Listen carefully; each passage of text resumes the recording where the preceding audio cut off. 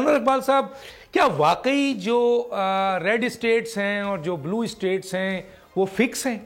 کیا یہ فیصلہ صرف اور صرف 7 سوئنگ اسٹیٹس کریں گی؟ اور اگر کریں گی تو ان کی کیا ڈومیسٹک ایشوز پہ ہوں گے یا یہ ایشوز بھی ان کے سامنے ہیں جو کہ پیلسٹین اور اسرائیل والا ایشو اور انٹرنیشنل ایشوز بھی ریلیٹ ہوتا ہے؟ کیا کہیں گے سر؟ دیکھیں، آپ امریکہ کا اگر میپ نکال کے دیکھیں، جو ووٹنگ میپ ہوتا ہے کئی الیکشنز کا نکال کے دیکھیں، تو جو رورل ایریاز ہوتے ہیں وہ سارے کے سارے ریڈ ہوتے ہیں.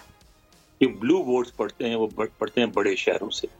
جن ریاستوں میں ریڈ جو ہے وہ میں یہاں کلیئر کر دوں، ریڈ ڈیموکریٹس کے لیے ہے اور بلو جو ہے بلو ریپبلکن کے لیے. جی سر آگے. اور بلو جو ہے وہ ڈیموکریٹس کے ہیں.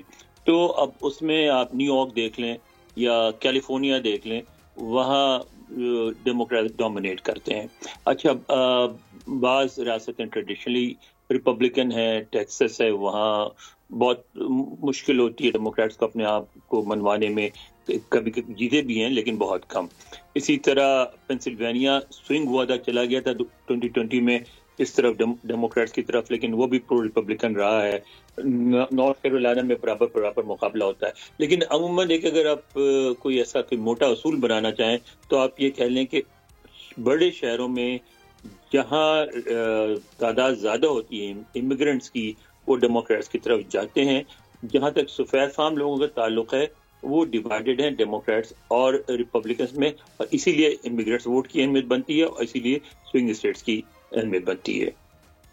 اچھا سر، یہ ذرا سا مجھے آپ گائیڈ کریں کہ اس دفعہ جو ہے وہ وائٹ پیپل، ظاہر ہے بلیک پیپل، ان کے ووٹس ہوتے ہیں، نوجوانوں کا ووٹس ہے سر، امیگرینٹس کا ووٹس ہے، اور آپ کے خاص طور پہ جو اس وقت یہ ووٹرز ہیں، یہ آپ کس طرف دیکھ رہے ہیں؟ کس کے ایشوز جو ہیں اٹریکٹیو ہیں؟ کیونکہ ڈیبیٹس تو بہت کی ہیں اور ہر ایشوز پہ لوگوں نے بات کیا، لیکن کوئی میجر منصوبہ بندی ہمیں نظر نہیں آئی. میں آگے چل کے بات کروں گا.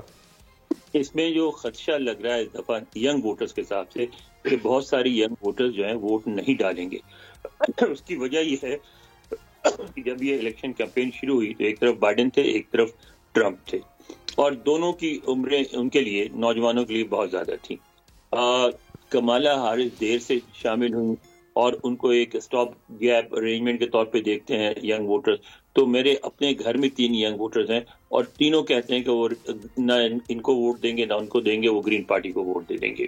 اور اس طرح آپ کو میں نے اپنے بچوں کی جو اسکول کے ان کے ساتھ جنہوں نے گریجویٹ کیا اسکولوں سے، وہ آتے رہتے ہیں، ان سے بھی ان کے 10-12 بچوں سے بات کی، ان کا بھی رجحان یہ ہے کہ ہم تو گرین پارٹی کو ووٹ دیں گے یا ووٹ نہیں دیں گے. تو یہ تو ینگ ووٹرز کا رویہ ہے. اب جو ٹریڈیشنل ووٹرز ہیں ان میں سے ٹرمپ نے امریکن پالیٹکس میں ایک نیا ایلیمنٹ انٹروڈیوس کروایا تھا. وہ یہ تھا کہ اس سے پہلے یہ ایک خاص آبادی ہے جن کی خاص سوچ تھی، وہ یہ سمجھتے تھے کہ واشنگٹن میں جو کچھ ہوتا ہے، نیشنل الیکشن جو ہے، یہ ہمارا کوئی کام نہیں ہے، یہ تو کچھ لبرل پڑھے لکھے لوگ ہیں، وہاں بیٹھ کے بڑے شہروں میں سازشیں کر لیتے ہیں.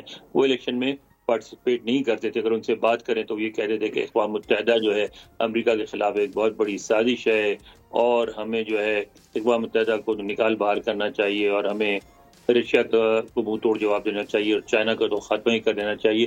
مگر وہ الیکٹرل پروسیس میں شامل نہیں ہوتے تھے. ٹرمپ نے ان کو انکریج کیا اور ان کو وہ الیکٹرل پروسیس میں لے کے آئے، اور وہ اس حد تک کیا کہ خود انہوں نے ایک دفعہ کہا تھا کہ اگر نیو یارک میں ایونیو 5 پہ کھڑے ہو کے کسی کو گولی بھی مار دوں تو میرا جو ووٹر ہے وہ کہیں نہیں جائے گا. اور تو اس میں ہوا یہ کہ جو ایک ٹریڈیشنل ریپبلکن ووٹرز ہیں اس کے اوپر 3-4-5% جو ہیں پلس وہ لے آئے ٹرمپ، اور اس لیے وہ اور ان کے کینڈیڈیٹس ہر جگہ سے جیت جاتے ہیں جو ریپبلکن علاقے. اب وہ جو ہیں وہ تو ٹرمپ کے ساتھ ہیں. جی سر، آخری ایک سٹیٹمنٹ لیتا ہوں چلوں. مثلا آپ کہاں کھڑا کریں گے دونوں کو اس وقت؟ بالکل ایک لفظ، پھر میں بریک میں جاؤں گا اور پھر 1-2 اور اہم ایشوز پہ آؤں گا. اس وقت ٹرمپ آگے ہیں، اس میں کوئی شبہ نہیں ہے کہ ٹرمپ کا پلڑا بھاری ہے. پلڑا بھاری. سبسکرائب کریں اور بیل دبائیں تاکہ کوئی خبر رہ نہ جائے.